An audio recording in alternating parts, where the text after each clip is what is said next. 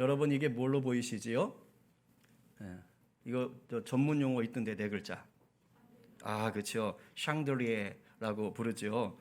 근데 이거 자세히 좀 보시면 뭔가 좀 독특합니다.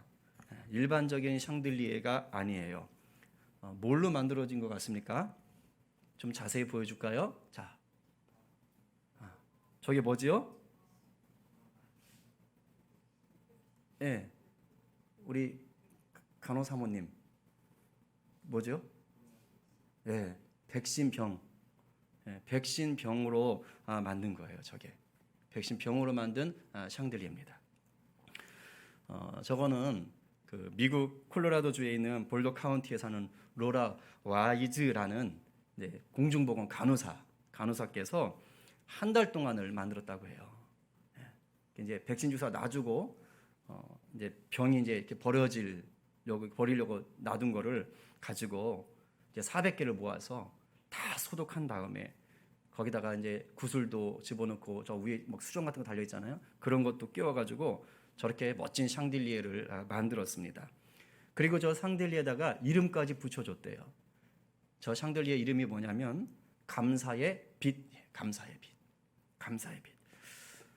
저게 이제 그 SNS에서 유명해지니까 뭐 900만 명 뭐 이렇게 막 이제 클릭하고 보니까 이제 그 뉴욕 포스트에서 인터뷰를 했답니다. 그때 그 간호사가 이렇게 말을 했다 그래요. 버려질 약병들을 보면서 약병들이 아름답다고 생각했습니다. 저것들로 무언가를 하고 싶었습니다. 올해는 많은 사람들에게 어두운 해라고 느껴서 빛으로 무언가 하고 싶다고 생각했습니다. 그래서 이 팬데믹으로 어두운 이 땅에 뭔가 자기가 좀 이렇게 기여하고 싶었던 것이죠. 여러분 백신 맞으신 분들 알겠지만 혹시 백신병 보셨어요? 새끼손가락보다 더 작을 거예요. 아주 조그맣습니다. 좀 병이 커야지 어떻게 뭐 뚜껑 열고 다른 거라도 좀 담아 놓을 텐데 워낙 작으니까 뭘 이렇게 재활용하기도 어려워요. 뭘 담을 수도 없어요. 결국은 백신을 다 놔주고 나면 버려지고 말 거예요. 쓸모없는 쓰레기에 불과한 빈병이죠. 그런데 이 와이즈 간호사의 눈에는 다르게 보였던 거예요. 그 병이 그냥 버려질 것들로 보이지 않았다 이 말입니다. 그 버려질 빈병에서 아름다움을 봤어요. 그리고 그 빈병으로 빛을 뿜어낼 수 있는 아름다운 조명을 만들었습니다. 그렇게 만들어진 샹들리에는 이 코로나 팬데믹으로 어두워진 세상, 우려하는 사람들에게 위로가 되고 또 밝은 빛, 감사의 빛으로 통로 역할을 감당한 거예요.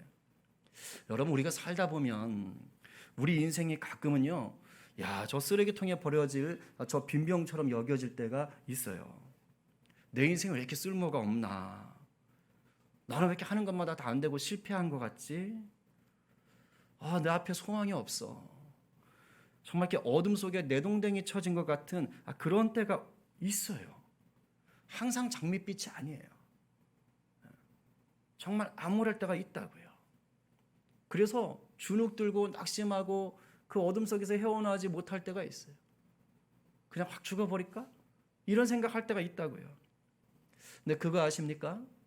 이런 감정, 이런 생각, 이런 환경들이요, 우리 주님 안에서는 그다지 힘을 못 씁니다.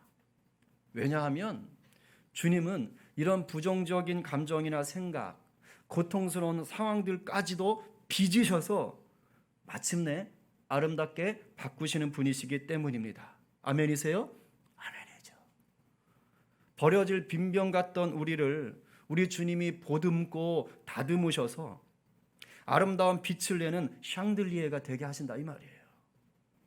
이 은혜가 이 말씀 가운데 참여하는 모든 자들에게 넘쳐나기를 간절히 축원합니다.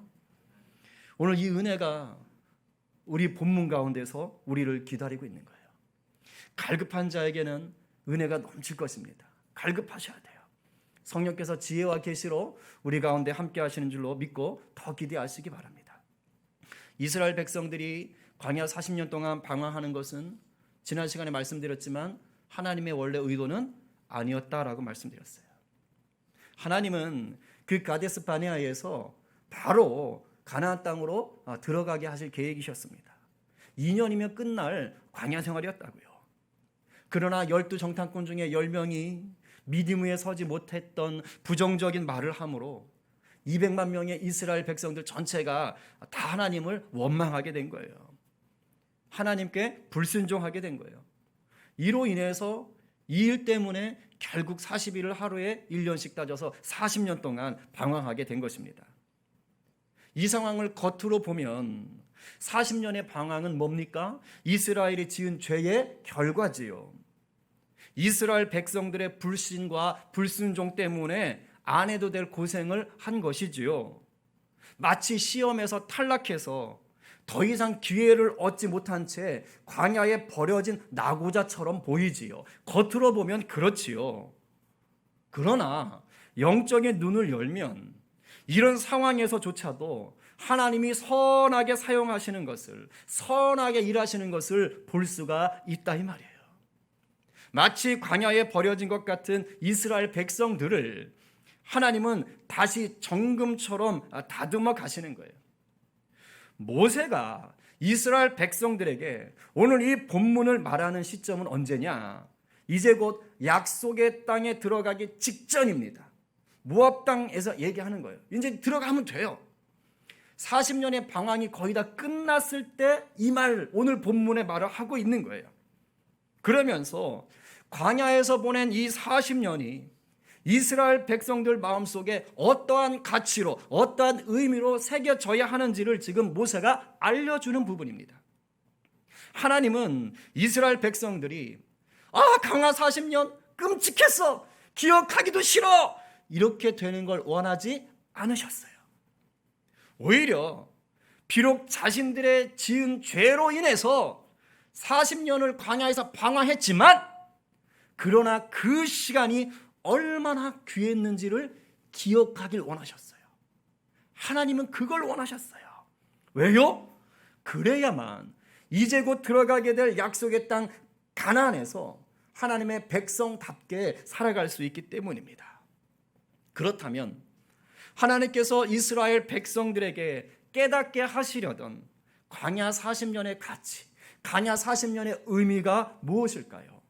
두 가지로 말씀드릴 거예요. 첫째는 하나님을 주인으로 삼게 한다는 거예요. 하나님을 주인으로 삼게 만드는 것이 광야입니다. 우리 본문 오늘 2절 3절을 쉬운 성경으로 함께 읽어보겠습니다. 우리 다 함께, 우리 가정에 계신 분들도 큰 목소리로, 자, 시작. 여러분의 하나님 여호와께서 지난 40년 동안 여러분을 광야에서 인도하신 것을 기억하시오. 주께서 그리하신 까닭은 여러분을 겸손하게 만드시고 여러분의 마음속에 무슨 생각이 있는가, 여호와의 명령은 지키는가를 시험하시기 위함이었소. 여호와께서 여러분을 낮추시고 굶기셨다가 만나를 먹여주셨소. 만나는 여러분이나 여러분의 조상이 한 번도 본 적이 없는 것이요. 여호와께서 그렇게 하신 까닭은 사람이 먹는 것으로만 사는 것이 아니라 여호와께서 말씀하시는 모든 말씀으로 살아야 한다는 것을 여러분에게 가르쳐 주시기 위함이요. 아멘. 2절을 보니까 40년 동안 광야에서 하나님의 백성들을 인도하셨다고 얘기하셨어요. 무슨 말이지요? 이스라엘 백성들을 광야에다가 버리신 게 아니다 이 말이에요. 인도하셨어요. 범죄한 이스라엘을 친히 구름기둥 불기둥으로 인도하셨습니다. 범죄한 이스라엘을 광야에 내버리지 않으시고 끝까지 인도하신 이 이유가 뭘까요? 말씀하지요. 주님만 의지하는 백성으로 빚으시려는 거예요. 주님 말씀을 따를 때 진정한 안정과 자유가 있다는 것을 깨닫는 그런 겸손한 백성으로 지금 세우시기 위해서 그 범죄한 이스라엘을 40년 동안 인도하신 거예요. 이 겸손하게 만들기 위하여 하나님이 특별히 사용하신 도구가 뭐냐? 바로 만나입니다. 만나. 이스라엘 백성들이 먹을 것이 떨어져서 배고프다고 차라리 돌아가겠다고 하나님 앞에 불평할 때 하나님이 이스라엘에게 만나를 내려주셨어요. 하루 이틀이 아니에요. 가나안에 들어갈 때까지 무려 40년 동안 날마다 만나를 내려 먹이셨습니다. 하나님이 말씀하셨더니 날마다 만나가 내려서 200만 명이나 되는 사람들을 먹여 살렸던 거예요. 여러분, 이스라엘 백성들은요, 이 만나를 얻기 위해서 땀 흘려 일하지 않았어요. 땅을 파거나 술을 만들거나 김을 매거나 하지 않았어요. 그냥 하나님이 내려주신 거 가서 걷어오기만 하면 됐습니다. 너무너무 편했어요. 이것 외에 다른 방법으로는 먹을 것을 구할 수가 없었어요. 왜냐? 광야는 농사도 할 수 없고 사냥도 불가능한 척박한 땅, 아무것도 없는 땅이었기 때문이에요. 그래서 만나는 하나님의 전적인 도움을 의미하는 거예요. 그 어떤 것으로 할 수가 없는데 하나님만이 나를 먹이셨다. 날마다 만나를 먹었다는 것은 하나님의 도움이 없이는 단 하루도 살 수가 없었다라는 것을 알려주는 것입니다. 알려주는 거예요. 하나님은 광야 40년 동안 이스라엘 백성들이 이것을 깨닫도록 날마다 만나를 통해 실습하신 거예요. 나 없이는 못 살지. 내가 주는 것 아니면 못 살지. 다른 것으로 너희가 살 수가 없지. 하나님께 범죄했다고 죄책감에 빠져서 인생을 포기하도록 내버려 두지 않으셨어요. 오히려 날마다 만나를 먹으며 하나님의 말씀이 있었기에 우리가 이 만나를 먹는구나, 이것을 깨닫기 원하셨습니다. 여러분, 광야는 살기 좋은 땅이 절대 아니에요. 정말로 힘든 땅이에요. 메마르고 물도 없고 독뱀과 전갈이 우글거리는 땅이 광야입니다. 우리 인생에 비유하면 광야는 고난의 시간이에요. 실패의 시간이에요. 죄로 인해서 죄값을 치르는 아픔의 시간입니다. 아무리 살아보려고 발버둥 쳐도 소득은 없고 지치기만 하는 아주 늪과 같은 환경이 광야예요. 절망스러운 환경이 광야일 수 있어요. 그런데요, 바로 이런 고통스러운 광야에서 살 수 있는 길이 하나 있다는 거예요. 그게 바로 뭐예요? 날마다 만나를 내려주시는 하나님을 붙잡는 겁니다. 오늘날 광야 인생을 사는 우리에게 날마다 내려주시는 만나가 뭡니까? 바로 하나님의 말씀인 거예요.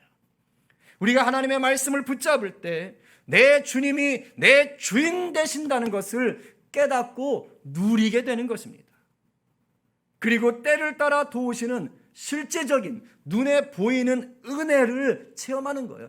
뜬구름 잡는 게 아니에요. 말씀을 따라 살아갈 때 누리는 은혜는요, 우리 삶으로 경험되어지는 은혜인 것입니다. 제가 가깝게 지내는 목사님이 들려주신 이야기인데요, 그 목사님의 이제 신대원 신학대학원 동기 중에서 자기들이 다녔던 그 신대원에 교수가 된 동기가 있었대요. 그러니까 동기 중에서 교수가 나온 거죠. 그래서 이제 동기들 모임에 갔는데 그 신대원에 이제 교수가 된 자기 동기가 간증을 이제 했더래요. 근데 그 교수가 된 동기는 그야말로 엘리트 코스를 밟은 분이랍니다. 대학, 신학대학원, 해외 유학 등을 그야말로 명문대학에서 쫙 다녔던 것이죠. 그러니까 동기들이 다 부러워할 만큼 그런 소위 스펙을 가진 거예요. 근데 이 동기 교수님이 자기가 이렇게 좀 좋으니까, 스펙이 좋으니까 겉으로는 드러내진 않았지만 속으로는 상당히 교만해져 있었답니다. 그런데 그 동기 교수님에게 아들이 하나 있는데 아들이 불치병에 갑자기 걸렸대요. 그 병이 뭐냐면 뼈가 녹는 병이랍니다. 그런 병이 있는지 모르겠는데 뼈가 녹아내린대요. 근데 하루는 그 이제 동기인 교수님께서 불치병에 걸린 자기 아들을 이렇게 바라보고 있는데 너무 가슴이 아프더래요. 그렇지, 아프지요. 자기 자식이 그런데. 근데 자기가 자기 아들을 위해서 해줄 수 있는 게 아무것도 없대요. 아무것도 없더래요. 그러니까 더 마음이 아프대요. 자신이 은근히 자랑하던 그 좋은 학벌이나 교수라는 직함이 아들의 병을 고치는 데는 아무런 도움이 되지 않더라요. 그걸 보면서 내가 아들을 위해 해줄 수 있는 게 아무것도 없구나.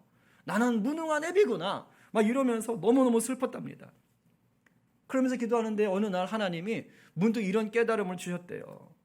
아들을 위해 아무것도 해주지 못하는 그 자신의 무능함을 통해서 네가 그동안 학벌 좋다고 교수라고 네 속에 교만함 닦고 있던 것들, 그거 회개해라.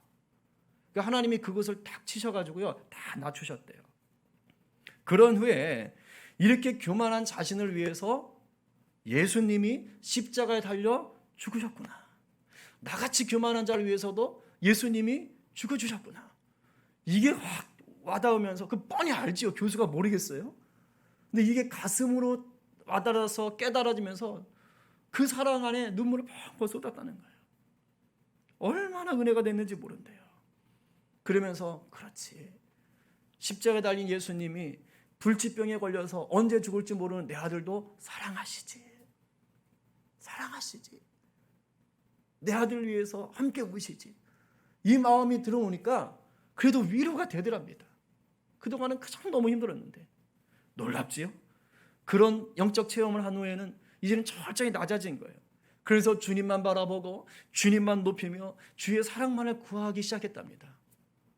그런데 하나님이 놀랍게 일을 하셨어요. 그 뒤로 불치병에 걸렸던 아들이 기적적으로 치료받게 되었다고 합니다. 이 교수님에게 아들이 불치병에 걸렸다는 것은 뭘 의미합니까? 광야에 들어갔다. 그 교수님에게 광야는 아들의 불치병이었어요.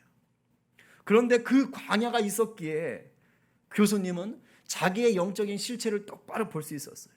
신학교 교수니까 뭐 신앙에 대해서는, 성경에 대해서는 바삭하겠지. 근데 영적인 실체는 교만 덩어리였던 거예요. 광야가 있었기에 영적 실체를 볼 수 있었고 치료받을 수가 있었어요. 무늬만 크리스천이었는데 그 광야를 통해서 이제는 뼛속까지 제대로 된 크리스천으로 바뀔 수 있었습니다. 인간의 힘으로 고칠 수 없었던 불치병 위에는 하나님의 말씀의 만나가 내려와 치유하는 역사가 일어났던 것입니다. 여러분 삶의 주인은 누구신가요? 하나님이세요? 아니면 하나님이 아닌 그 다른 무엇들인가요? 여러분, 하나님이 주인 되시지 않는 한 광야를 벗어날 수 없습니다. 그런데 한편으로는 이 광야가 있기 때문에 우리는 하나님을 주인으로 삼을 수가 있어요. 광야에 서야지만이 비로소 나의 연약함이 다뤄지기 때문입니다. 이 연약함이 뭘지요? 하나님보다 세상을 더 의지하며 생기는 교만함, 탐욕, 미혹, 죄, 죄책감들이에요. 이게 연약함들이에요. 이것들이 광야에서 다뤄지는 거예요. 광야 속에서 이러한 연약함들이 다 드러나고요. 그리고 하나님한테 혼나고요. 그리고 하나님한테 치료받고요. 마침내는 내 하나님을 주인 삼게 되는 것입니다. 그래서 광야는요, 은혜의 병원이요. 은혜의 병원. 아직 광야를 지나고 계신 분들이 있으십니까? 그렇다면 때를 늦추지 마시고 오늘 하나님을 온전한 주인으로 모시는 여러분 되시기를 간절히 축원합니다. 둘째로 광야 40년의 가치는요, 하나님의 극진한 사랑을 알게 되는 거예요. 이건 체험한다는 거예요. 하나님의 극진한 사랑. 우리 4절 5절 쉬운 성경으로 다시 한번 받겠습니다. 자, 시작. 지난 40년 동안 여러분의 옷은 헤어지지 않았고 여러분의 발도 부르트지 않았소. 부모가 자기 자녀를 단련시켜 가르치는 것과 같이 여호와께서도 여러분을 단련시켜 가르쳐 주신다는 것을 마음속에 새겨 두시오. 아멘. 사랑에는 좀 여러 가지 모양들이 있지요. 연인끼리의 사랑도 있고, 친구끼리 우정도 있고, 부부의 사랑도 있고, 또 자식이 부모님을 사랑하는 사랑도 있고, 부모가 자식을 사랑하는 사랑도 있지요. 여러분, 이런 것들 중에서 가장 극진하고 희생적인 사랑이 뭘까요? 뭐니 해도 부모가 자식을 사랑하는 것이겠죠. 이건 뭐 말할 수 없어요. 부모의 자식 사랑은요, 다른 사랑들과 다르게 뭔가 특별한 게 있어요. 그게 뭐지요? 부모는 기본적으로 정상적인 부모는요, 자식을 위해 목숨까지 주려고 해요. 그리고 자식들을 그냥 금이야 옥이야 애지중지합니다. 남들이 볼 때는 아닌 것 같은데 자기 눈에는 그냥 제일 잘생겼대. 그냥 이런 인물이 없다는 거야. 그죠? 남들 다 인정 안 해도, 그죠? 내 눈에 그렇게 보인다. 내 눈에 막 그죠? 이게 굉장한 은혜지요, 그죠? 그러니까 부모는 그런 거예요. 부모 눈에 자식은 그런 거예요. 그죠? 그리고 동시에 부모는 어떻게 사랑하지요? 자식이 잘 되게 하려고 열심히 가르칩니다. 그냥 방치하지 않아요. 자식이 잘 되게 하려고 가르쳐요. 쉽게 말하면 간섭해요. 간섭하게 돼 있어요. 4절에서 이스라엘 백성들을 향한 하나님의 사랑이 어떻게 드러났습니까? 40년 동안 옷이 헤어지지 않고요, 발이 부르트지 않았다고 합니다. 여러분, 이 구절 보면서 하나님의 어떤 모습이 그려지세요? 저는요, 이 구절 읽으면 이게 느껴져요. 하나님이 이스라엘 백성들을 40년 동안 이렇게 품에 꼭 안고, 여러분 막 애지중지하는 자식 이렇게 많아가지고 막 우우우 하면서 이렇게 이거 있잖아요. 이거 막 불면 막 쓰러질까. 하나님이 그렇게 가신 거예요. 이스라엘 백성들을 40년 동안 품에 꼭 안아가지고 가자. 그래 가자. 얘들아. 그 200만 명을 끌어안고 막 그렇게 가시는 게 막 이렇게 그려져요. 제 눈에. 여러분, 지금 이스라엘 백성들은 하나님께 칭찬받을 행동을 한 게 아니잖아요. 하나님을 믿지 않겠다고 해서 거부해가지고 40년 동안 지금 방황하는, 쉽게 말하면 벌 받고 있는 거예요. 그런데도 이런 백성을 하나님이 어떻게 다루시는 거예요? 나가버려 이 자식아! 이게 아니라니까요. 지금 잘못해서 혼나고 있는데도 불구하고 그 백성을 극진히 사랑하시는 거예요. 옷이 헤어지지 않고 발이 부르트지 않게 하시는 거예요. 하루 이틀이 아니고 무려 40년을. 이런 하나님의 사랑을 신명기 32장에 가면 이렇게도 표현하고 있어요. 저 이 표현 참 좋아하는데 여러분, 오늘 여러분이 받으시기 바랍니다. 같이 읽어봐요. 시작. 여호와께서 거칠고 황폐한 광야에서 야곱 백성을 찾으셨다. 그들을 감싸주고 돌보셨으며 자신의 눈동자처럼 지켜주셨다. 독수리가 둥지 위를 날며 새끼들 위에서 퍼덕이듯이 날개를 펴서 새끼들을 받아 날개 위에 놓고 새끼들을 나르듯이 여호와만이 그들을 이끄셨다. 다른 신은 그들 곁에 없었다. 그려지세요? 얼마나 극진히 사랑하시는지. 저는 금요일에 우리 한림자매가 이제 갓 4개월 넘은 그 갓난아기 서진이를 이제 같이 태우고 이제 친정에 가다가 삼중 추돌 사고가 났어요. 천만 다행히도 외상은 없다 그래요. 그 맨 앞에 이제 차가 있어서 뒤는 좀 많이 됐는데 다행히 큰 전혀 외상은 없다 그래요. 근데 제가 이제 후유증이 걱정이 돼가지고 금요일도 통화를 하고 어제 다시 좀 연락을 해봤어요. 몸이 좀 어때? 근데 한남자매가 이렇게 답을 하더라고요. 뻐근하긴 한데요, 서진이가 걱정이 돼서 아픈지도 모르겠어요. 제가 그 말을 딱 듣는데 참 너무 감동이 되는 거예요. 이게 부모구나. 자기도 아플 텐데 애 걱정하는 거라 아픈지는 모르겠다. 애가 다 걱정이 되는 거예요. 제가 금요일에 전화했을 때 그랬거든요. 외상은 없는데 애가 어떨지 모르겠어요. 놀라지는 않았을지 모르겠어요. 애 걱정밖에 안 해요. 제가 오늘 말씀을 준비하다가 참 그 상황을 보다가 하나님의 마음이 막 느껴졌어요. 이 구절 묵상하고 있는데, 아니 하나님은 범죄한 우리가 뭐가 그렇게 사랑스럽다고, 그렇죠?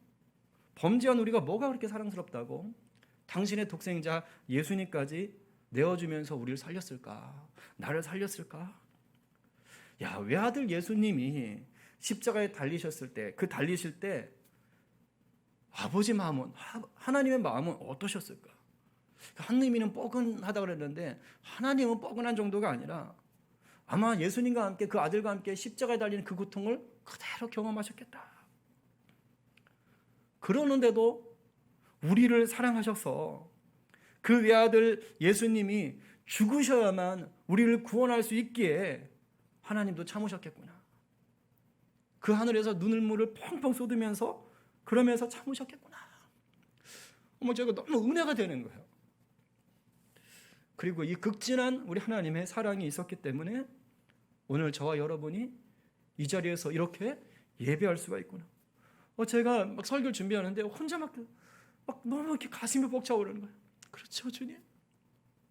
범죄한 우리가 어찌서리요? 은혜지요. 너무 감사드려요. 근데 이렇게 이스라엘 백성들을 자녀처럼 극진히 사랑하셨기 때문에 하나님이 또 어떻게 사랑하셨느냐? 징계도 하셨어요. 우리가 보는 개역개정은 5절을 이렇게 쓰고 있습니다. 읽어보지요. 자, 시작. 너는 사람이 그 아들을 징계한 같이 내 하나님 여호와께서 너를 징계하시는 줄 마음에 생각하고. 다 하시잖아요.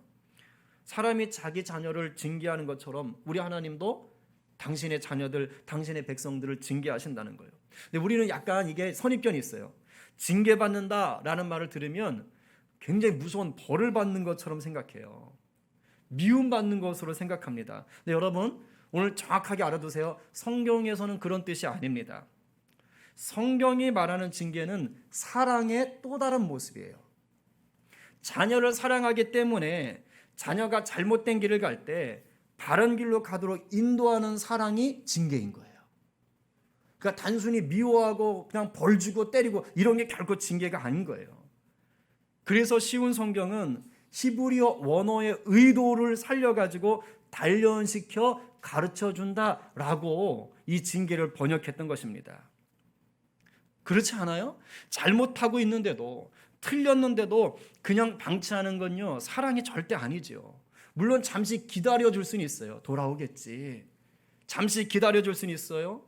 그러나 계속해서 엇나가면 그거 그냥 두면 됩니까? 안 되지요. 바로 잡아줘야지요. 그래야 사랑하는 자녀를 살릴 수 있잖아요. 가끔 자녀들이 이제 이렇게 어려서 크다가 돈 맛을 알게 될 때가 있어요. 그죠? 돈의 가치를 알게 될 때가 있다 이 말입니다. 아, 요거 갖고 가면 이거 맛있는 거 사 먹을 수 있구나. 요걸 알게 될 때가 있어요. 그러면 애들은 그냥 엄마 아빠의 지갑을 자기 마음대로 손대도 되는 줄 알 때가 있어요. 왜냐, 아직 교육을 못 받았으니까. 이거 마음대로 손대면 안 되라는 얘기를 한 번도 안 들어봤거든요. 그래서 돈의 가치를 알기 시작할 때 엄마 아빠의 지갑에 손을 대는 경우가 이제 나타납니다. 안 그러셨던 얼굴들인 것 같은데? 저는 해봤어요. 우리 아들도 해보셨고. 다 있어요, 그런 때가. 그런데 부모가 초장에 이걸 딱 알았다고 막 후려치느냐? 그렇지 않지요. 한두 번은 참아줍니다. 모른 척해요. 곧 정신 차리겠지. 아니면 이제 슬쩍 우회적으로 말하죠. 어라? 지갑에 돈이 많았는데 오늘 이렇게 이상하다? 좀 적은 것 같다? 애 듣는 데서 이제 스스로 정신 차리게 좀 하려고. 근데 그런데도 계속해서 엄마 아빠 지갑에 손을 댄다? 자, 그러면 가만히 있으면 안 되죠. 그때는 타이르거나 아니면 따끔하게 좀 혼을 내야 돼요. 그래야 고치는 거죠. 그냥 놔두면, 징계하지 않고 그냥 둔다면 사랑하는 자녀를 뭘로 키우는 거지요? 도둑놈 만드는 겁니다. 도둑 만드는 거예요. 여러분, 광야는요, 바로 내 부모님 같은 그런 하나님의 사랑을 경험하는 시간이에요. 범죄한 우리를 내버리지 않고 더더욱 극진히 사랑하셔서 온전한 자녀로 빚어주시는 바로 그 손길을 경험하는 게 광야라고요. 우리가 인생을 살면서 광야 같은 고난이라고 여기는 게 결국 뭐예요? 우리를 단련시켜 온전한 하나님의 자녀가 되도록 만들어 가시는 하나님의 가르침입니다. 혹시 지금 인생의 광야를 지나고 계신 분들이 있으시지요? 하나님의 아주 극진한 사랑 가운데 계신 거예요. 정상궤도를 좀 벗어났다가 다시 정상궤도 안으로 지금 들어오고 계시는 거예요. 그러니 낙심하지 마시기 바랍니다. 여러분, 광야는요, 결코 하나님께서 우리 인생을 위해 예비하신 목적지가 아닙니다. 이거 잊으시면 안 돼요. 광야는 목적지가 아니에요. 광야는요, 지나가는 곳이에요. 하나님께서 우리를 위해 예비하신 목적지는 가나안입니다. 가나안. 광야가 아니고 가나안. 하나님이 우리와 함께 광야를 지나셔서 가나안에 들어가시는 거예요. 우리는 이 광야를 지나는 동안 하나님 품 안에서 강하고 순전하게 빚어지는 거예요. 그래서 가나안의 풍요를 제대로 누릴 수 있는 사람으로, 성도로 지금 성장하고 있는 것입니다. 이런 우리에게, 광야를 지나는 이런 우리에게 하나님이 원하시는 것은 딱 하나입니다. 바로 6절 같이 한번 읽어봅시다. 자, 시작. 여러분의 하나님 여호와의 명령을 잘 지키시오. 여호와께서 명령하신 대로 살아가고 여호와를 잘 섬기시오. 요거 하나예요. 삶의 자리가 어떠하든지 주님 말씀에 순종하면 그 말씀이 우리에게 만나가 되어 우리를 살리는 거예요. 여러분의 삶의 자리가 뭐든지 상관없어요. 그거 가지고 한탄하지 마세요.